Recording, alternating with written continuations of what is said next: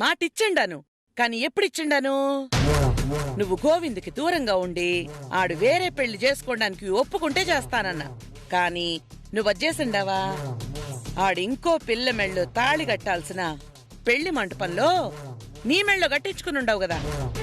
నువ్వు మాట మీద నిలబడ్డావా? అప్పుడు కూడా నాకు తెలీదత్తా గోవింద్ నా మెళ్ళో తాళి కడతాడని. అది పక్కన పెడితే మీరు గోవింద్కి ఇంకో అమ్మాయితో పెళ్లి చేసి ఆ తర్వాత మాట తప్పుదామని మీరు నిర్ణయించుకున్న సంగతి నాకు తెలుసు. అప్పుడే మీరు మాట తప్పారు. కనీసం ఇప్పుడైనా ఆ మాట నిలబెట్టుకోండి. మీ పంతంతో ఇష్టపడుతున్న ఇద్దరి జీవితాల్ని నాశనం చెయ్యొద్దత్తా. పూరి, బాలాజీ ఇద్దరూ ఒకరినొకరు ప్రాణంగా ఇష్టపడుతున్నారు. ఒకరు లేకుండా మరొకరు బ్రతకలేరత్తా. ఈ వయసులో 1000 కబుర్లు చెప్తారే, అవి పట్టుకుని వేలాడమంటావా మమ్మల్ని? నువ్వు ఏమీ లేకుండా ఒట్టి చేతులతో ఊపుకుంటూ ఈ కొంపకొచ్చావు. ఇప్పుడు తోడు మీ అక్క కొత్తి. ఇవన్నీ మాకు అవసరమా? మా నువ్వుండుమా. ఏయ్, అసలు మీ అక్కని మా బాలాజీకిచ్చి పెళ్లి చేస్తానని ఎలా అనుకున్నావు? ఏ ధైర్యంతో వచ్చి నన్ను అడుగుతుండావు? అత్తా, మీకన్నీ తెలుసు. మీరు ఖచ్చితంగా పూరి, బాలాజీకి పెళ్లి జరిపించాలి. మీరు ఒప్పుకోవాలి. ఎందుకు ఒప్పుకోవాలి? ఎందుకు ఒప్పుకోవాలి? ఎట్టి పరిస్థితుల్లోనూ ఒప్పుకోను. ఒప్పుకుని తీరాలి. వాళ్ళు కేవలం ప్రేమించుకుని పెళ్లి కోసం ఎదురు చూడ్డం లేదు. మీ అబ్బాయి బలవంతంగా మా అక్క మెళ్ళో పసుపు తాడు కట్టాడు. ఎక్కడుంది ఆ తాళి? ఎక్కడుంది? చూపించో. చూపించమను. పిల్లుదాన్ని. ఇప్పుడు తన మెళ్ళో తాళి లేదన్న విషయం తెలుసుకుని ఇలా అడ్డు తిరగడం కరెక్ట్ కాదత్తా. ఏయ్, పసుపు తాడు ఉన్నా కూడా నేను లెక్క చేయనే. అయినా మీరు మీ వేషాలు నాకు తెలీదనుకుంటుండవా? పైకి మెత్తగా కనబడుతూ లోపల లోపల ముసుగులేసుకుని మంచోళ్ళలా నటిస్తూ వేర్లు తెంపేస్తారే మీరు. మీరు మీ లెక్కలు అన్నీ వేరు. నాకు బాగా తెలుసు. బాగా కోట్ల కోట్లు కూడబెట్టుకునుండారు ఈ ఇంట్లోకి ఎట్లాగైనా చొచ్చుకొచ్చాలని చెప్పి. నువ్వు మా ఓండి వల్ల వేసుకుని ఆడితో తాళి కట్టించుకుని ఇంట్లోకి చొరబడ్డావు. ఇప్పుడు మీ అక్కను తీసుకురావడానికి ఇంకో పెద్ద ప్లాన్ వేస్తుండవు. నీ అక్క కూడా ఏం చిన్నది కాదు. చూసేదానికి మొహం మాత్రం అమాయకంగా పెట్టి అట్లా ఉంటుంది గాని అది గట్టికురాలే. అత్తా, దయచేసి మా అక్క గురించి అలా మాట్లాడద్దు. మా అక్క చాలా మంచిది. అమాయకురాలు తను. దాని అమాయకత్వం గురించి నాకు బాగా తెలిసే. ఎంత అమాయకురాలంటే ముందు ప్రేమించిందంట, ఆ తర్వాత ఆడు దొంగచాటుగా తాళి కట్టేసిండట. ఆ తాళ్ళని ఆవిడ దోచుకుందంట, తాళ్ళని కూడా పోగొట్టేసిందంట. ఇంకోడెవడో బాగా సంపాదించేవాడొచ్చి ఉద్యోగం చేస్తూ కాని కట్నం లేకుండా పెళ్లి చేసుకుంటానంటే ఆడితో పాటు ఫారెన్లు గీరెన్లు తిరిగే అవకాశం ఉంటదని ఆణ్ణి చేసుకోవడానికి కూడా సిద్ధపడిపోయిందంట. ఇప్పుడు ఆ సంబంధం కూడా ఏదో బెడిసి కొట్టేసేటట్టుంది కాబట్టి దానికి ఏ బొంత లేకపోతే ఎట్టా?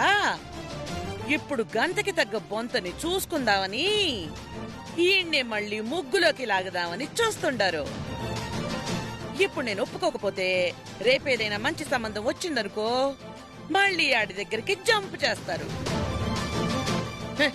మీరు మీ క్యారెక్టర్లు. అత్తా, ఇంకొక మాట మాట్లాడితే మంచిగా ఉండదు చెప్తున్నాను. మా అక్క గురించి ఇంకొక మాట కూడా మాట్లాడొద్దు. ఏందే గొంతు పెరుస్తా ఉండవు? ఏం చేస్తావు? నేనేం చేస్తానో నాకు తెలీదు.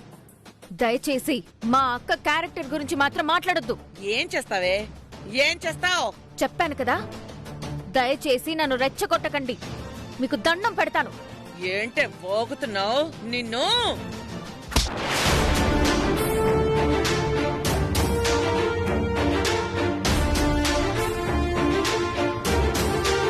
అయ్యో అయ్యో అయ్యో, మీ అత్తనే కొడతావా నువ్వు? మీ అత్త మీద చేయొచ్చుతావా? ఒరే రారా నాయనా, మీ ఆవిడ ఏం చేస్తావుందో చూడరా. ఏ గీత, ఏం చేస్తున్నావు నువ్వా? ఏం జరుగుతుందో మీరు చూసారా? కళ్ళారా చూశాను కదా. మా అమ్మ మీద చెయ్యెత్తావా? నీకెంత పొగరు. బాబు ఏం చేస్తున్నారు? ఏం చేస్తున్నానా? మీ కూతురు ఏం చేస్తున్నా తెలుసున్నదా? మా అమ్మ మీదకి చెయ్యెత్తున్నది. అసలు అంత పొగరా? ఏయ్, అసలు నీకు మా అమ్మ పేరైతే అర్హత కూడా లేదు. మా అమ్మ మీద చెయ్యెత్తావా? అసలు ఏమనుకున్నామే నువ్వా? ఇదంతా నువ్విచ్చినలుసేరా. ఇప్పుడు చూడు ఎక్కడి దాకా వచ్చిందో. మొన్నటి వరకు మాటికి మాట ఎదురు సమాధానం చెప్పేది, ఇప్పుడు ఎదురు తిరిగి చెయ్యెత్తేంత వరకు వచ్చేసింది.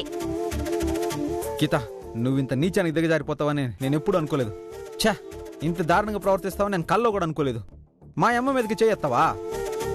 ఇక్కడ నీ 2 చెంపలు వాయి కొట్టాలని ఉండదు నాకు. కానీ ఆడదాని మీద చేయెత్తడం నా సంస్కారం కాదు. చిచి, అసలు ఏం జరుగుతుందో తెలుసుకోవా? ఏం జరుగుతున్నదని తెలుసుకోవాలా? అంత కళ్ళ ముందు కనబడతా ఉంటే అసలు మనిషివా నువ్వా? ప్రతిదానికి ఒక హద్దు అంటూ ఉంటది. అసలు ఏం జరుగుతుందో తెలుసుకోవా? ఏమైనా జరగని, అసలు మా అమ్మ మీద అట్ట చేయెత్తావు నువ్వా? బాబు, అదేదో చెప్తుంది కదా. మీరు ఆపండి, మధ్యలో మీరు తలదొరచబాకండి. మీ మనవరాలు ఏం చేసినా మీరేం చేసినా అంతా కరెక్టే అనుకుంటారు. ఏదేం జరిగినా సరే మా అమ్మ మీదకి ఎందుకు చెయ్యెత్తది? ఎట్ట చెయ్యెత్తదే? నిన్ను నెత్తినెక్కించుకున్నందుకో నా చెప్పుతో నేను కొట్టుకోవాలి. చెయ్. బాగా పెంచారు. ఇంటికొచ్చి ఇంకా 16 రోజుల పండగ కూడా కాలేదు, అప్పుడే దీని పెత్తనాలు ఎక్కువైపోయి అత్తగారి మీదే చెయ్యెత్తుతా ఉంది. ఇంకోసారి చెయ్యి నోరు లేచినాదంటే లేచిన చేతిని నాలుకని తెగ్గొట్టేస్తాను. ఏమనుకుంటా ఉంటారు? నువ్వు రాకనుకో.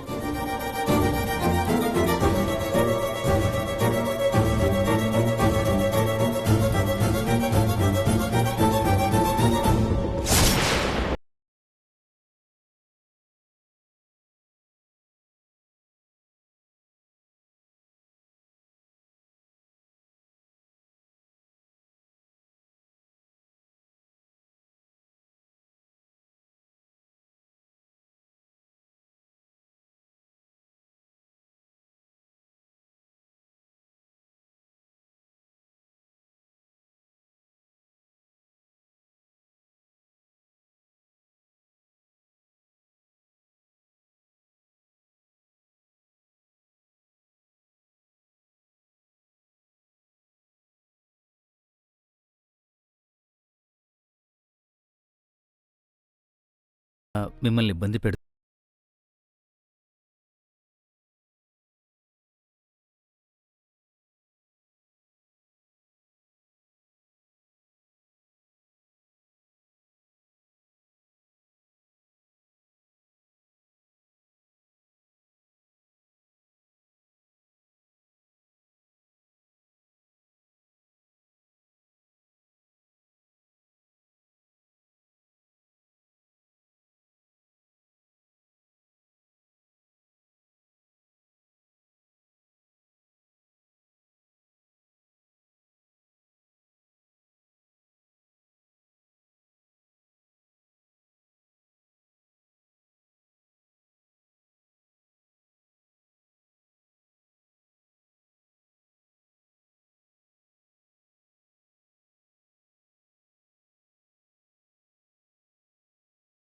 అనుకోలేదు.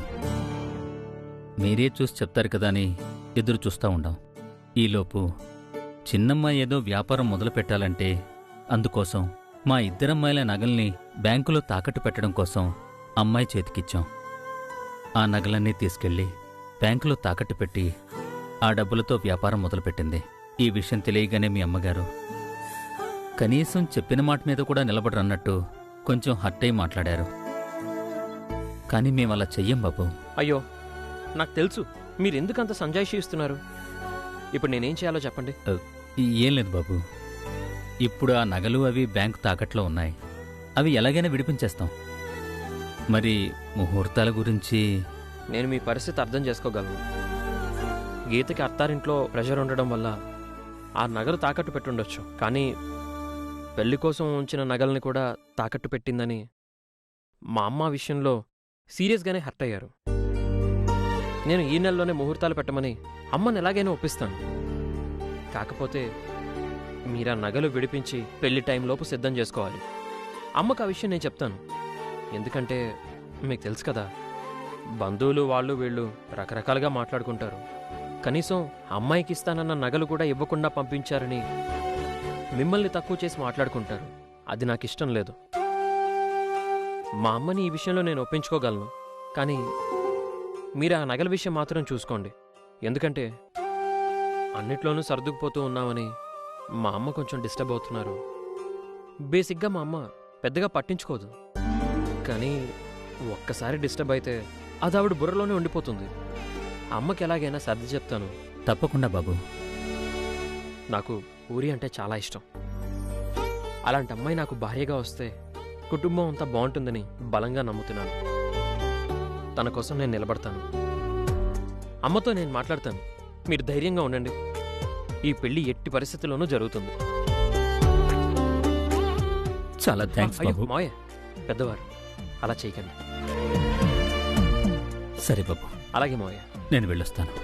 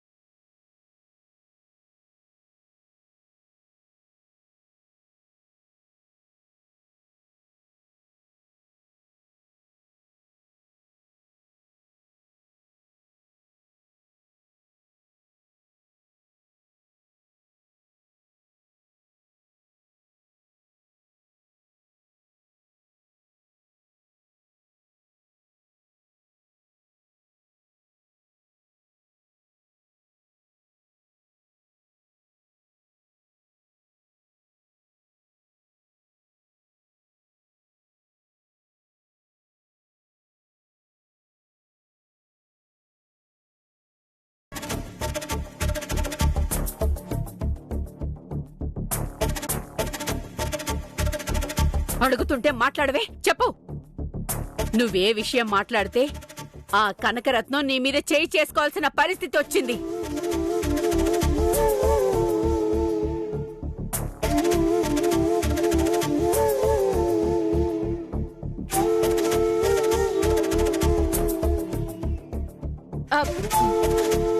పూరి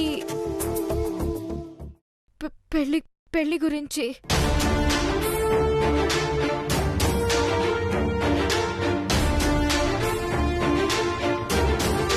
పూరి పెళ్లి గురించా? హ? పూరి పెళ్లి గురించి ఆవిడతో మాట్లాడాల్సిన పరిస్థితి ఏమొచ్చింది? ఆవిడ నీ మీద ఎందుకు చెయ్యెత్తింది? అమ్మా అమ్మా అది చెప్పవే. ఏం చెప్పదలుచుకున్నావో నీళ్లు నమలకుండా చెప్పు. ఆవిడ దగ్గర మాట్లాడావు కదా, మా దగ్గర మాట్లాడడానికేంటి? అమ్మా అమ్మా అది వద్దు. ఏయ్, నువ్వేంటి? నీ గురించి ఇది మాట్లాడుతుంటే దీన్ని నువ్వు ఆపుతున్నావు ఏంటి? ఏం లేదమ్మా, వదిలేసేయండి. ఇది కంగారు పడుతుందంటే వీళ్ళేదో దాస్తున్నారు. ఏం దాస్తున్నారే? అమ్మా, నేను ఒక విషయం చెప్తాను, కానీ మీరు కోప్పడకూడదు, అక్కని ఏమనకూడదు. ఏంటే కోప్పడకూడదు? మీ అక్కని ఏమనకూడదు అంటున్నావుగా. నువ్విలా మాట్లాడుతుంటేనే మా నెత్తినేదో బండరాయి వేస్తున్నావు అనిపిస్తుంది. ఏం చేసి తగలబడ్డారు చెప్పండి. పాటి అది వదిలేసి పళ్ళు రాలిపోతాయి అడ్డుపడ్డామంటే. తప్పుకో. నువ్వు చెప్పవే, చెప్పు. పూరికి అరవింద్ని చేసుకోవడం ఇష్టం లేదమ్మా.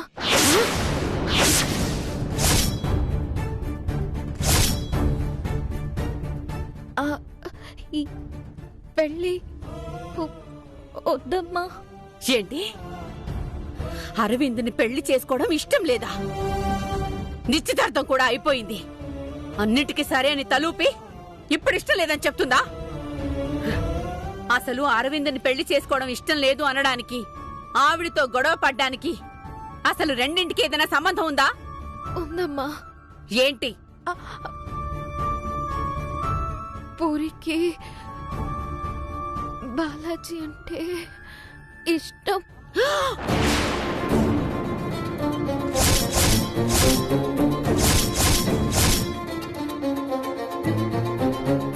ఏమన్నావు? అవునమ్మా. ఎప్పుడైతే వేరే పెళ్లి కొడుకు బదులుగా బాలాజీ మన ఇంటికి పెళ్లి కొడుకుగా వచ్చి అక్కని చూశాడో ఆ రోజు నుంచి ఇద్దరూ ఒకరినొకరు ఇష్టపడుతున్నారమ్మా. అక్క అసలు ఇదేం వద్దని బాలాజీకి దూరంగానే ఉండాలనుకుంది. కానీ తనకి తెలియకుండానే బాలాజీని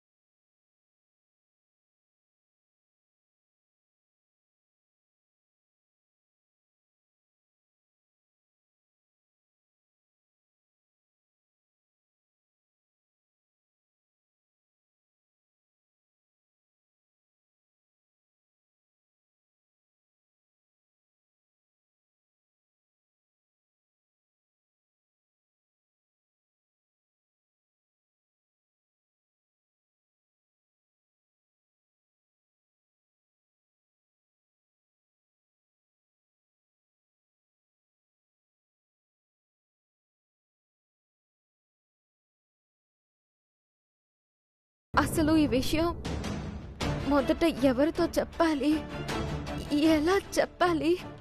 అసలు దీన్ని మీరు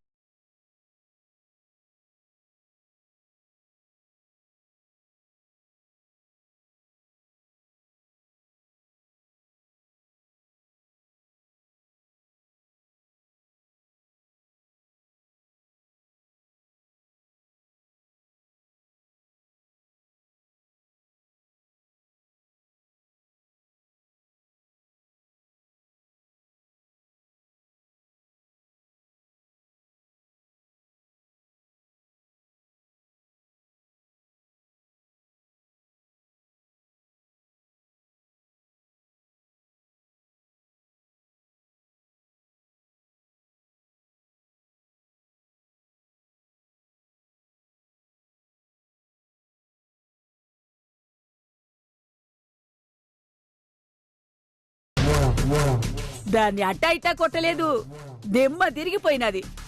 పొద్దున అలా అనుకున్నావో లేదో ఇలా చేయగలిగాం. అదెప్పుడు మనకి బాగా కలిసి వస్తుందే. నువ్వేందమ్మా టక్కున ప్లేట్ అట్ట పిరాయించేసిండావు? ఒక నిమిషం నేనే షాక్ అయిపోయిండా. ఆ షాక్ నుంచి ఇంకా తీరుకోలేదు. నేను దాని మీద చెయ్యెత్తితే అది నా మీద చెయ్యెత్తిందని అట్ట ప్లేట్ పిరాయించేసిండావు. మరదే కీలెరిగి వాత పెట్టాలని చెప్పాను కదా నేను. కరెక్ట్ గా అది చేయి పెట్టి ఆపడం. మనకి అదృష్టం కలిసొచ్చినట్టు అప్పుడే నీ కొడుకు బయట నుంచి లోపలికి నడుస్తూ రావడం, అది నేను చూడ్డం, వెంటనే మెరుపులాగా నా మెదడులో ఆలోచన మెరవడం, దాన్ని అమలుపరచడం చకచకా జరిగిపోయాయి. చూసావా, కొడితే తుఫాను కొట్టుకుపోయినట్టు మొత్తం ఊడ్చుకు పెట్టిపోయింది. చ అసలు మనం ఒక పని చేయాల్సింది విడిచిపెట్టేశాం. ఏందది? నీ మీద చెయ్యెత్తిందన్న కారణం చూపించి మొత్తం అందరినీ బయటికి గెంటేయాల్సింది. ఛ ఈ విషయం అప్పుడు తోచావలే, ఇప్పుడొచ్చింది. ఆ పని మనం చేయకూడదమ్మా. ఇప్పుడు నువ్వు చేసిండవు చూడు, అలాగే మన చేతికి మట్ట అంటకుండా చెయ్యాలా? అది కరెక్టేనే. నువ్వే చేసావనుకో మళ్ళీ నీ కొడుక్కి దాని మీద సానుభూతి వచ్చేస్తుంది. వాడికి ఆ సానుభూతి వచ్చిందా మనం చచ్చామే. ఇప్పుడు చూడు, అది నీ మీద చెయ్యెత్తిందన్న కోపంతోటి వాడు పుట్టి పెరిగిన దగ్గర నుంచి వాణ్ణి నేనెప్పుడు అంత కోపంగా చూడలా. నీ మీద చెయ్యెత్తింది అనగానే నీ చెయ్యి అది పట్టుకుందా దాని చెయ్యి నువ్వు పట్టుకున్నావా అనేది చూడలా. నేరుగా వచ్చి దాని మీద రంకెలేసి మా అమ్మ మీద చెయ్యెత్తుతావా చంపేస్తానన్నట్టు మాట్లాడి దాని మీద చెయ్యెత్తాడు. ఇంతటితో దాంతో ఇప్పుడప్పుడే మాట్లాడ్డు. అది వాడికి నచ్చ చెప్పుకుని మళ్ళీ దగ్గరవ్వాలంటే చాలా సమయం పడుతుంది.